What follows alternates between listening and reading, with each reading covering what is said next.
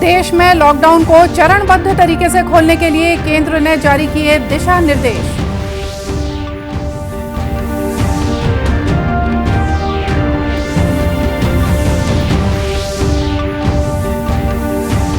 प्रदेश में कोरोना मरीजों की संख्या हुई 500 के पार। कल एक ही दिन में मिले 50 से ज्यादा नए मरीज।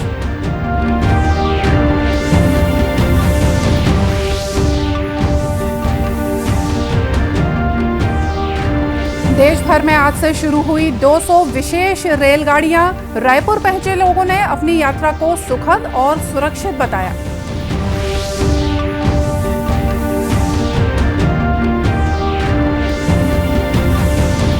और प्रदेश में लॉकडाउन के दौरान मनरेगा के तहत ग्रामीणों को मिल रहा रोजगार। बैंक सखियां कार्यस्थल पर ही कर रही हैं मजदूरी का भुगतान।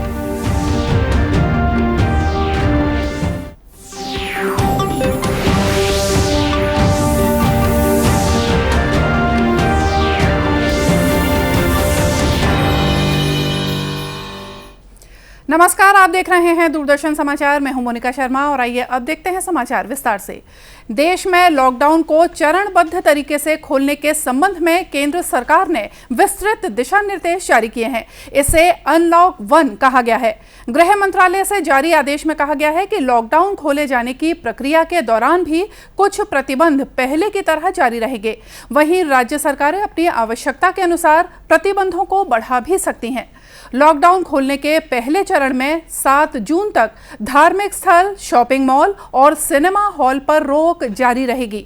वहीं सामाजिक, राजनीतिक और सांस्कृतिक आयोजन भी प्रतिबंधित रहेंगे।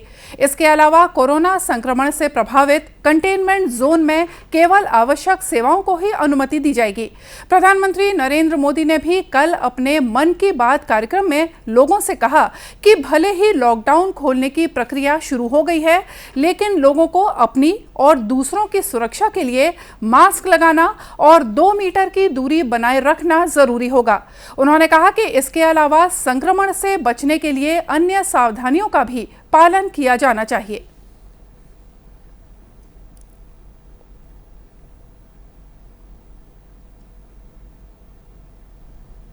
साथियों, हम सबको ये भी ध्यान रखना होगा कि इतनी कठिन तपस्या के बाद, इतनी कठिनाइयों के बाद देश ने जिस तरह हालत संभाला है, उसे बिगड़ने नहीं देना है।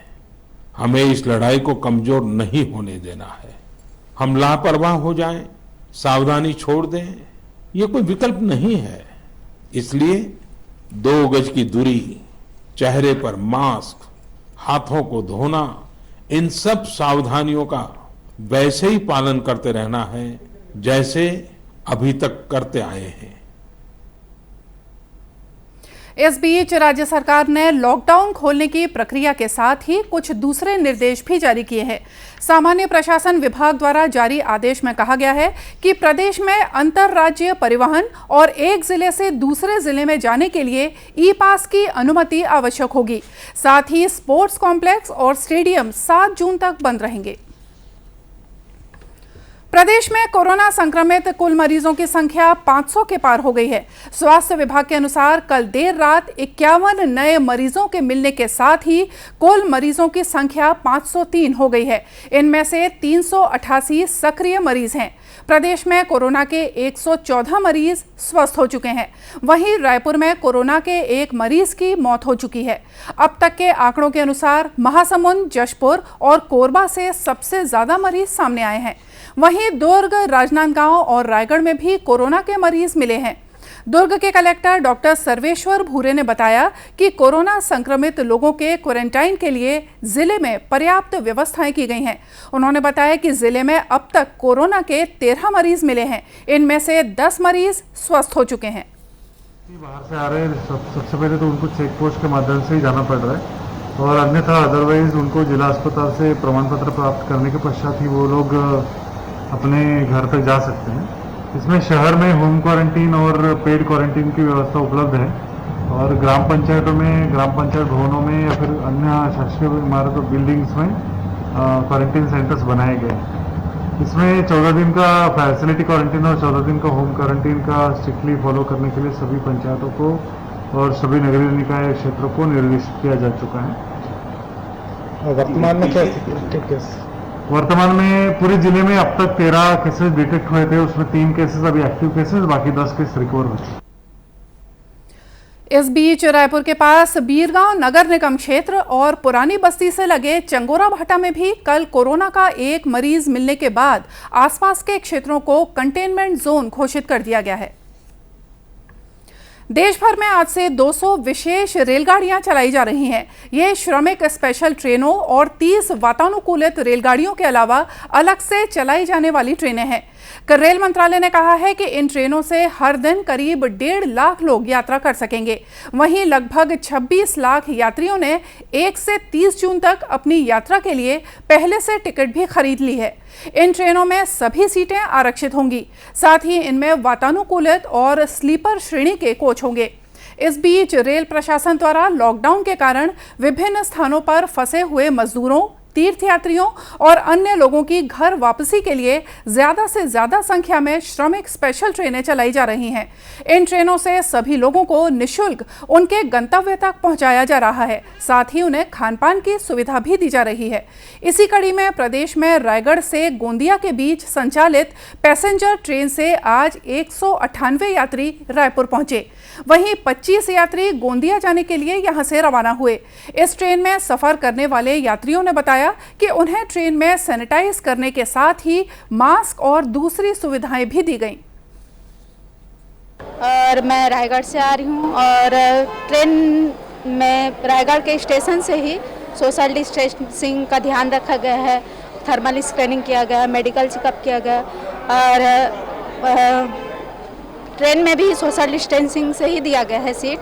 मैं जनशताब्दी से आ रहा हूँ, काफ़ी अच्छी सुविधा थी, स्कैनिंग वगैरह हुई है, सैनिटाइज हुई है, काफ़ी अच्छी थी। सोशल डिस्टेंसिंग का कंपलसरी पालन कर रहे थे सभी ट्रेवलर्स अच्छी। रायपुर के स्टेशन मैनेजर बीवीटी राव ने बताया कि इस ट्रेन के सभी यात्रियों का स्वास्थ्य परीक्षण किया गया, साथ ही केंद्र और राज्य सरकार से कोरोना संक्रमण को लेकर जारी सभी दिशा निर्देशों का भी पालन किया गया। 1 तारीख से कल से हमारे यहाँ पर 3 स्टेशन का ट्रेनों का स्टॉपेज दिया गया है। उसमें से पहली ट्रेन आज कल से रायगढ़ गोंदिया जनशताब्दी एक्सप्रेस आई है और उसमें से कोई यात्री उतरे हैं। अभी कितने यात्री उतरे हैं उनका अवलोकन हो रहा है, अभी काउंटिंग चालू है। और जाने वाले 25 पैसेंजर थे और सारे लोगों का मेडिकल चेकअप किया गया है, आने वाले और जाने वालों को। और कोई भी बाहरी व्यक्ति को अंदर अलाउ नहीं किया जा रहा है, कोई वेटिंग पैसेंजर को हम लोग अलाउ नहीं कर रहे हैं। और सारी सुविधाएं यात्रियों को जो सुविधाएं भी आप देख रहे होंगे कि कल से व्हील चेयर भी हम लोग सीधा मुहैया कराए हुए हैं और बिना मेडिकल चेकअप के कोई किसी नहीं जाएगा। लगेज का स्कैनिंग होगा, मेडिकल चेकअप होगा, उसके बाद ही यात्री अंदर जा सकता है। उन्होंने बताया कि इन ट्रेनों के प्लेटफॉर्म पर पहुंचने और रवाना होने के समय साफ सफाई का भी पूरा ध्यान रखा जा रहा है। मुख्यमंत्री भूपेश बघेल ने प्रदेश के लोगों से अपील की है कि इन 14 दिनों का क्वारंटाइन समय पूरा करने वाले लोगों से दूसरे लोगों को किसी भी तरह का कोई भी खतरा नहीं है। इसलिए क्वारंटाइन के बाद घर लौटने वाले लोगों से खुद को संक्रमण होने की शंका न रखें। प्रदेश की जनता के नाम अपील में श्री बघेल ने कहा कि कुछ जगहों से ऐसी सूचना मिली है कि क्वारंटाइन सेंटरों से घर लौटने के बाद गांव के लोग उनसे सामान्य व्यवहार नहीं कर रहे हैं। लोगों को ये डर है कि उन्हें बाहर से आने वाले व्यक्तियों से कोरोना संक्रमण हो सकता है। मुख्यमंत्री ने स्पष्ट किया है कि क्वारंटाइन अवधि पूरी करने के बाद संक्रमण का कोई खतरा नहीं है। इस बात को आम लोगों के बीच ज्यादा से ज्यादा प्रचारित करने की आवश्यकता है। गौरतलब है कि प्रदेश में अब तक करीब 77,000 मजदूर और दूसरे व्यक्ति विभिन्न राज्यों से वापस आ चुके हैं। इसी तरह बस, ट्रेन और दूसरे माध्यमों से राज्य में करीब 2,45,000 मजदूर भी वापस आ चुके हैं। इन सभी को क्वारंटाइन सेंटरों में रखे जाने के बाद अब उन्हें उनके घर वापस भेजा जा रहा है। मुख्यमंत्री ने कहा है कि ज्यादातर मजदूरों के लिए क्वारंटाइन सेंटर उनके गांव के आसपास ही बनाए गए हैं, ताकि 14 दिन की क्वारंटाइन समय सीमा पूरी होने के बाद उनके लिए घर लौटना आसान हो सके। मुख्यमंत्री ने प्रदेश के लोगों से कहा कि कि जो लोग बाहर से घर लौट रहे हैं उनके साथ सहयोग किया जाना चाहिए। साथ ही उन्हें मानसिक और भावनात्मक रूप से भी संबल देने की जरूरत है ताकि वे नए सिरे से अपना दैनिक क्रियाकलाप और आजीविका शुरू कर सकें।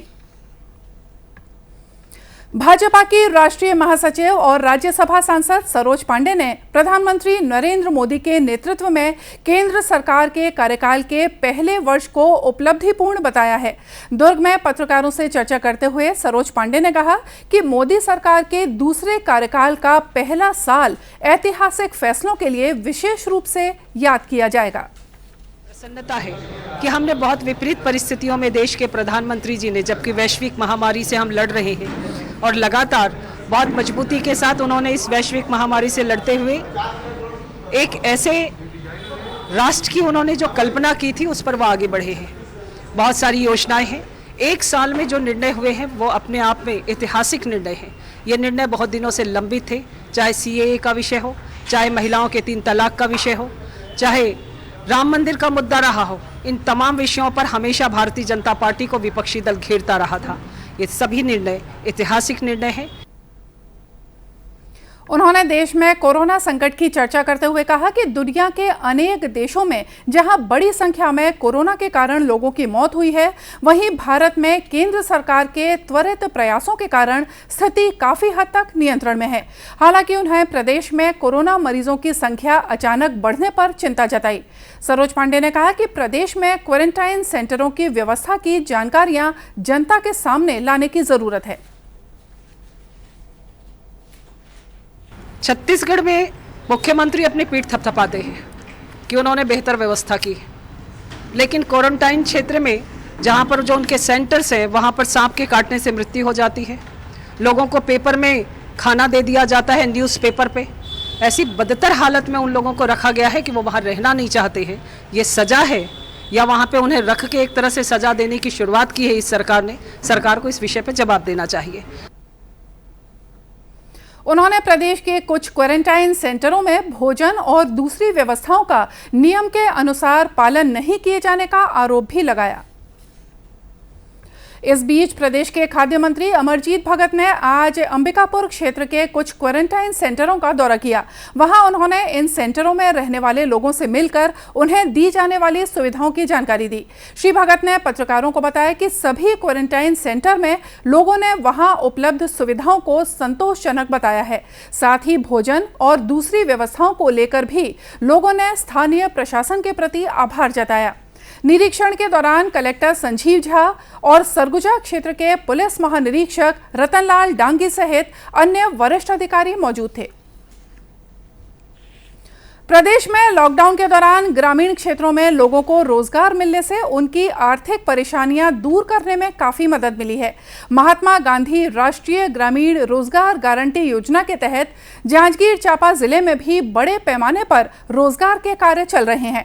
खास बात यह है कि इनमें काम करने वाले मजदूरों को मजदूरी के पैसे लेने के लिए बैंकों तक नहीं जाना पड़ रहा है, बल्कि इसके लिए राष्ट्रीय ग्रामीण आजीविका मिशन की BC सखियां मजदूरों को कार्यस्थल पर ही जाकर भुगतान कर रही हैं।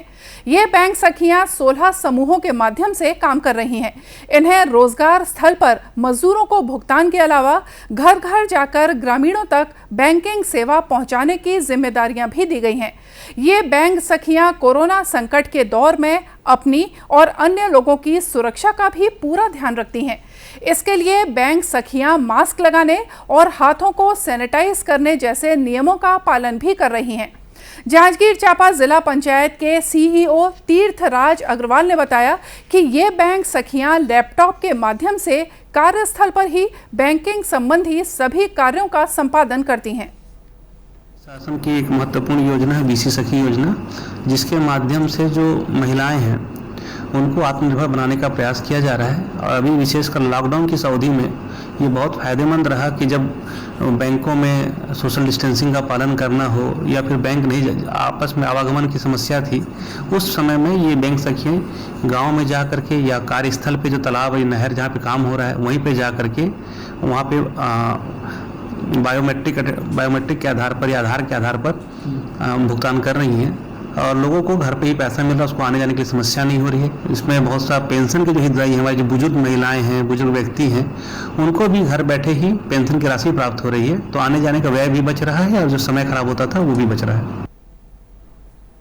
बैंक सखियों के इस कार्य से जहां एक और ग्रामीणों को अपने घर पर ही बैंक की सुविधा मिल रही है, तो वहीं मजदूरों को कार्यस्थल पर मजदूरी मिल जाने से उनका समय भी बच रहा है।